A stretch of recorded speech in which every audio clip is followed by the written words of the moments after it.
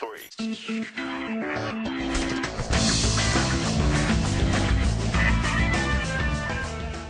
Hey everyone, welcome to the Idiomatic Top 3. I am Dimitri, Editor-in-Chief of Idiomatic and Movie Critic. I'm Nicholas. I am the gaming correspondent for Idiomatic, and I hate vegetarians and hippies. Didn't you say that last time we were here? Yes, but I still do hate them. Ah, It has not changed. consistency. It's good. Yeah. Today we're going to talk about cartoons. We're doing underrated cartoons. Alright, well let's start with a basic question. What makes a good TV cartoon? Well, for a good cartoon, I need there to be like good characters, and not just the good guys. The good guys have to be interesting too, but it's good when the bad guys are also interesting. That you don't just have like one bad guy that you see for 3 minutes saying, "I'm doing evil stuff," and then he disappears, and the good guys have to solve a problem. You have to have, good guys and bad guys that have personality. I'm trying to find a counter example, like just trying to find a good cartoon where the bad guys was just like there, And I can't think of a single. I think you really nailed it on the head with that. It's true. The villain is super important. I hadn't thought of that at all until you mentioned it, but I can't think of a single cartoon except maybe the real Ghostbusters where the villain wasn't really compelling. Yeah, that's true. They had different ghosts every week that came out of nowhere, but that was kind of following with the movie where, No. the movies, two different villains that came out, they weren't related at all, so. Yeah, they were kind of lame. Well, let's face it, it was Zod and Zod Part 2. But Yes, exactly. Yeah, no, I agree with that. And for me, it's good characters. Yeah.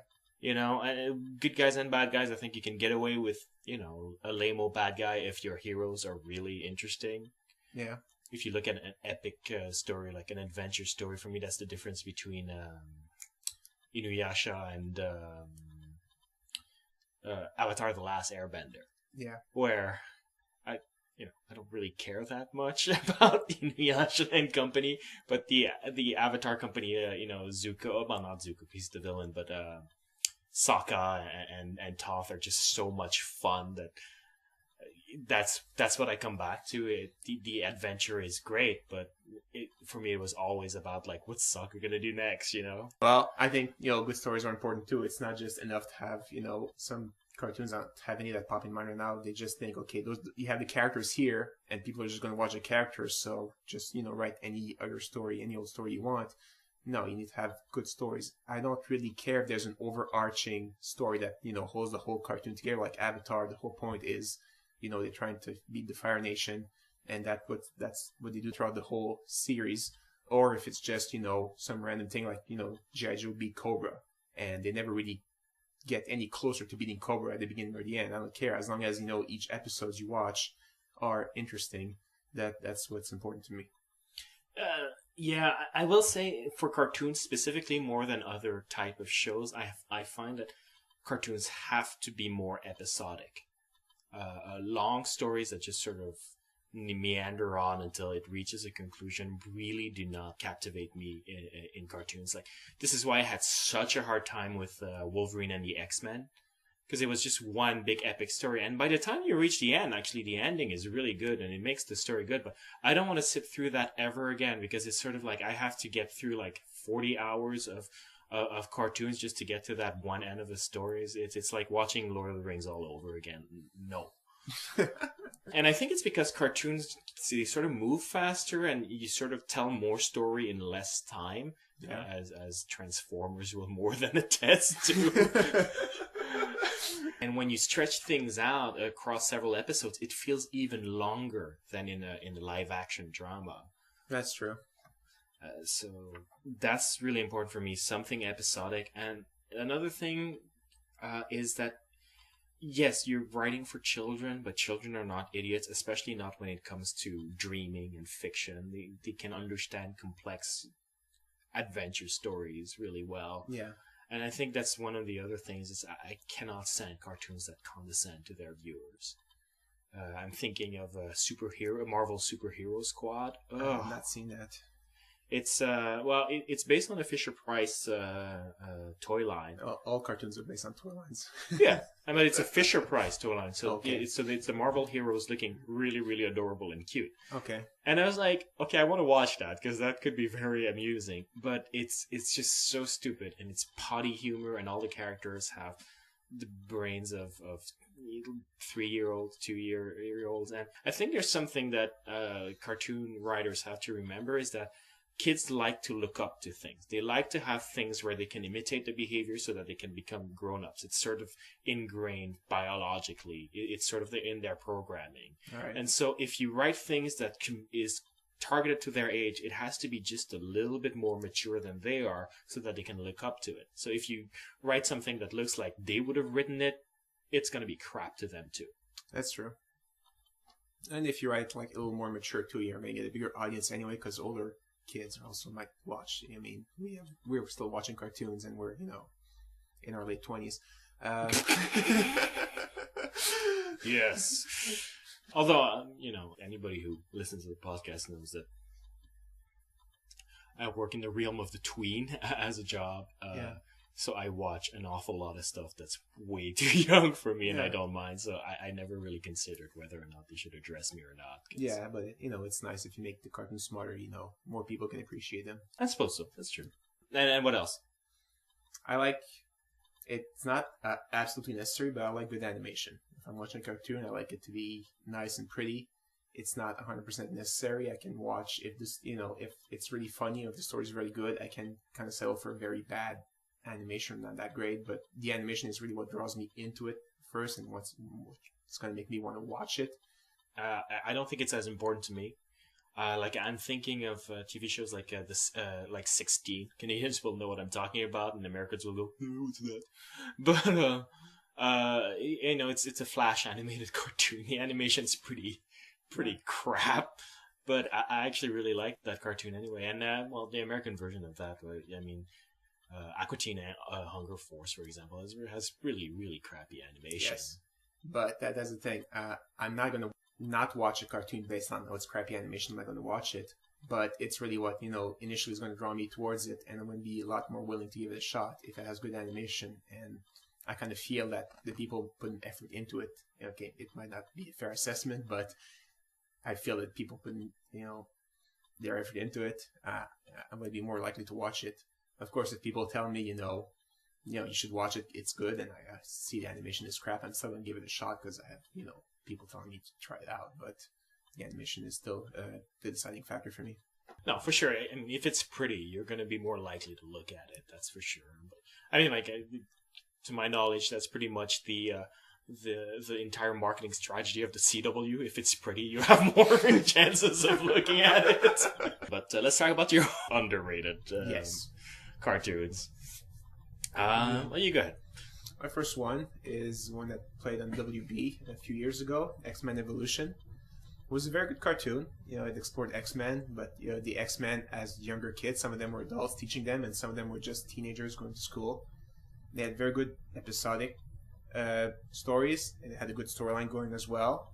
But it got canceled because apparently it didn't have enough views, even though they had like another season planned that was going to be probably great as well. Yeah, from the flash forwards that they showed at the end of the season of the last season, it looked like it was going to be really promising. Yes, and also it gets canceled because apparently, I guess kids prefer to watch wrestling in cartoon form than they do X-Men Evolution. I don't know, because it was really in the time slot of kids. It was really on Saturday morning. Mm-hmm. Pretty early. I had to set my VCR to record it because I wouldn't be up at that time. VCR? Oh my god! Yeah, it's an old cartoon. TiVo was just coming on, Okay. Yeah, and just to emphasize even more how it's underrated, the seasons have come out on DVD except the last season that actually did air. It still hasn't come out on DVD because the sales were too low. Oh wow! And I have the first 3 seasons on DVD. I really want the 4th one because the 3rd season kind of ended on a cliffhanger, and I want the story to sort of finish. Yeah. And I can't because it won't come out. What about you? What is your first underrated? Duckman. It's a adult cartoon. It's a completely different vein. It's a totally adult cartoon that aired between 94 and 97. Okay. It stars Jason Alexander as a duckman, a private eye widower, who's also a duck, and whose partner is a pig, and like a literal Yeah. pig. Okay. And he has 3 children, and who are being co-raised by his sister-in-law, who hates him. And he's still in mourning, and his way of mourning is by being a complete and total pervert and being the scum of the earth. And it's actually really subtle because there's very strong indications that all of it is sort of like this sort of weird survival's guilt because he's in a state of grief, and sort of self-hatred mixed into it, where he just behaves like the scum of the earth because that's what he feels he deserves to be. Good social commentary in that. Okay. And it's really funny. And yes, it can be very crass, but Yeah, I guess. Yeah. it's very funny, and it has the best ending to the series ever. I'm not going to spoil it, obviously, but you cannot ask for a better ending to the series. Okay. That's interesting. I hadn't even heard of that one. It's crudely drawn, I should warn you. Okay, well, see, but you recommended it, so I would watch it, even though it's really drawn. I would not have been drawn to it initially, but I would watch it now. How about your second overrated pick? Second overrated, I discovered when I misprogrammed my VCR to record X-Men Evolution, and it recorded Yu-Gi-Oh! Instead, which is a cartoon based on a card game, and I was kind of interested in it because I used to play Magic the Gathering when I was younger, and I was a nerd. Okay, I'm still a nerd, but when I was younger, I played Magic the Gathering. You played Yu-Gi-Oh! Too, didn't you? Just the video game. Oh, okay. Because, again, I was looking for games that were kind of like Magic the Gathering. But, yeah, and I recorded a few episodes, and it kind of goes somewhere, but it is such a horrible cartoon. The premise is really, really stupid, and the stories are lame. So why is it underrated? Yeah, that's what I was going to ask. Because there is something on YouTube called Yu-Gi-Oh! The Abridged Series, where they make fun of the series, and those are the funniest videos I have ever seen, where they actually make fun of it, like, oh, I'm going to take over the world by playing this children's card game. There's like 50 episodes in, and it's all hilarious, and I was only able to appreciate the YouTube thing because I suffered through the Yu-Gi-Oh! Series. So that's why it's underrated, not because it's a really great cartoon, but just because of the YouTube series. I don't think you're following the spirit of this, of what we're doing here. I have to say, I object to this. It's like eating, your greens if you want to have dessert afterwards, So but I wouldn't call the greens underrated. But the dessert is so good afterwards that it makes you appreciate the greens that you ate beforehand. It's like, yeah, it was totally worth eating my broccoli. Now I've got to eat it at dessert. Again, about underrated, I'm going to quote The Princess Bride, one of my favorite movies. I do not think it means what you think it means. Fine. You have to watch them together then. Watch a few episodes of Yu-Gi-Oh! And then, Yu-Gi-Oh! Bridge, and you'll love it. That's like saying Highlander the Source is a good movie because the Spoonie review of it is very funny. Yes. All right, fine. So, what's your second underrated one, smartass? It's a good one, actually. It's Transformers Beast Machines. And that's a good one in the sense, like, people hate the crap out of Transformers Beast Machines. Even I do. Yeah, you do? Yes. I did not think that 3D was warranted in Beast Wars, so I just completely stopped watching it. Oh yeah, Beast Wars was crap, but I'm talking about Beast Machines, man. Yeah, but then if you stop watching Beast Wars, you're completely lost when you get to Beast Machines. It's like, yeah, it is not a new viewer friendly show. Okay. I will admit that is one of its faults. Although it starts its own storyline, it's completely different from Beast Wars. It's all you need to know really from Beast Wars is that they went back to Cybertron, but they did it wrong. Okay. Which was sort of the cliffhanger of Beast Wars. So. Well, not really. Beast Wars has just them going back to Cybertron through time, and then when they arrive in Beast Machines, they explain that things went terribly wrong when they did it. Okay. But Beast Machines is so hated that I think they've corrected it since then. But the Wikipedia entry for it has words like "rape the franchise" and things like that. It's like it's pretty severe. Wow. And I don't understand it because it's actually a really good story. I think maybe because they introduced the idea of organics on Cybertron, which people did not really like. Mm-hmm. But it's like, whatever, man. Yeah. But it's dark. It's contemplative. It's full of action, and it's just episodic enough that you're not bored waiting for the payoff. And the payoff doesn't take long because it's just 26 episodes. So Of course, It goes this fast. series sucks, so they didn't continue it.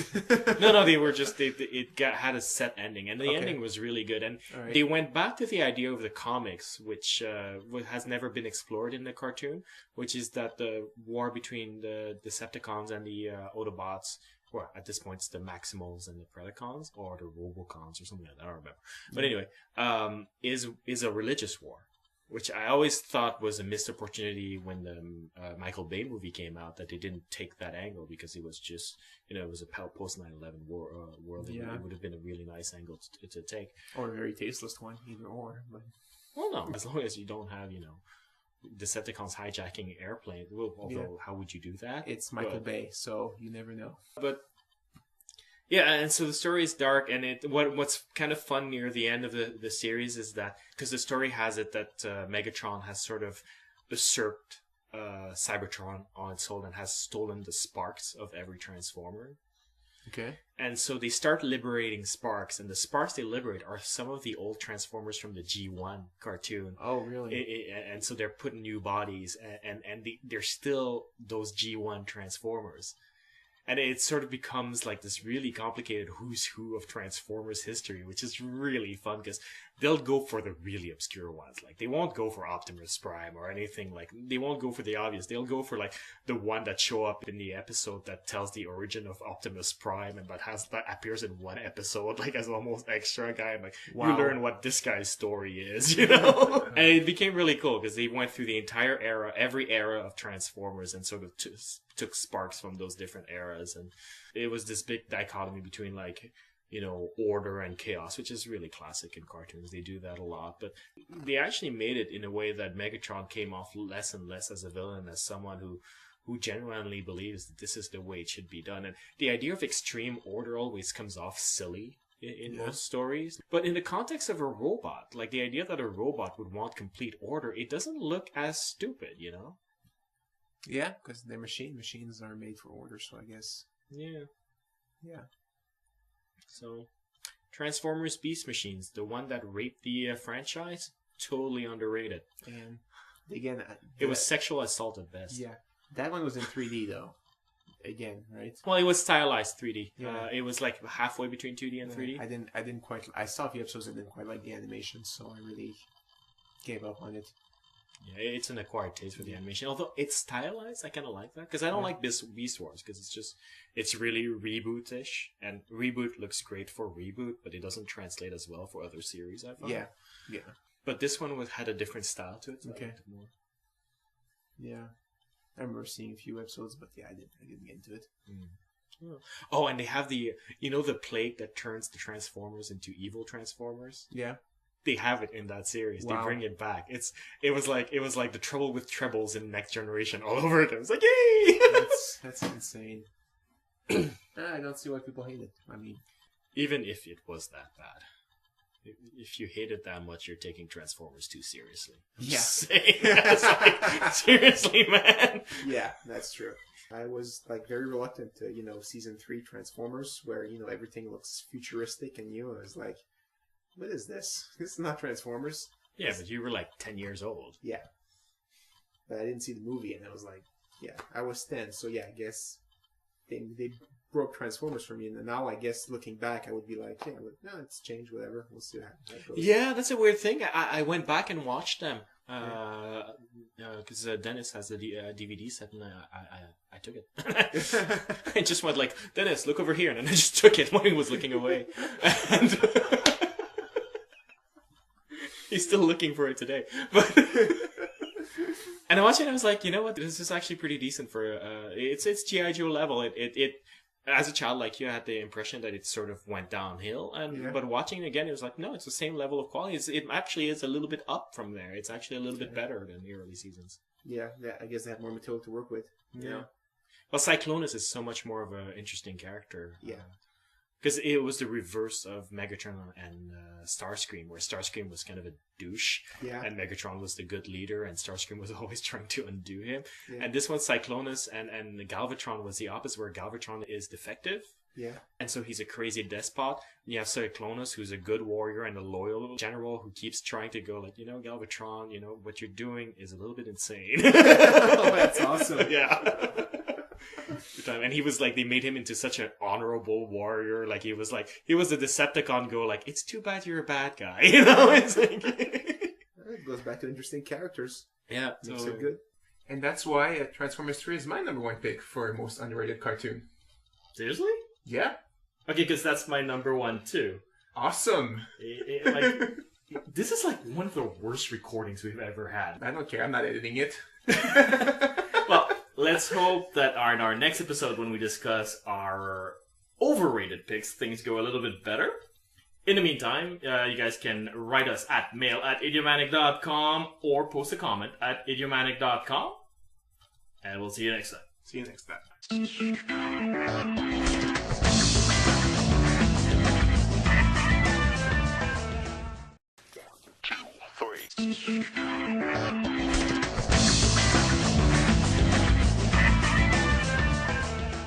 Hey everyone, welcome to the Idiomatic Top 3. I am Dimitri, Editor-in-Chief of Idiomatic and Movie Critic. I'm Nicholas. I am the gaming correspondent for Idiomatic, and I hate vegetarians and hippies.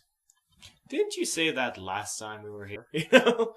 And I can't think of a single. I think you really nailed it on the head with that. It's true. The villain is super important. I hadn't thought of that at all until you mentioned it, but I can't think of a single cartoon, except maybe the real Ghostbusters, where the villain wasn't really compelling. Yeah, that's true. They had different ghosts every week that came out of nowhere, but that was kind of following with the movie, where, No. The movies here. Yes, but I still do hate them. It has not changed. Consistency. It's good. Yeah. Today we're going to talk about cartoons. We're doing underrated cartoons. Alright, well let's start with a basic question. What makes a good TV cartoon? Well, for a good cartoon, I need there to be good characters. And not just the good guy, two different villains that came out, they weren't related at all, so... Yeah, they were kind of lame. Well, let's face it was Zod and Zod Part 2. But yes, exactly. Yeah, no, I agree with that. And for me, it's good characters. Yeah. Good guys and bad guys. I think you can get away with, a lame-o bad guy if your heroes are really interesting. Yeah. If you look at it. Guys, the good guys have to be interesting too, but it's good when the bad guys are also interesting. That you don't just have one bad guy that you see for 3 minutes saying, I'm doing evil stuff, and then he disappears. And the good guys have to solve a problem. You have to have, good guys and bad guys that have personality. I'm trying to find a counter example, just trying to find a good cartoon where the bad guys was just there.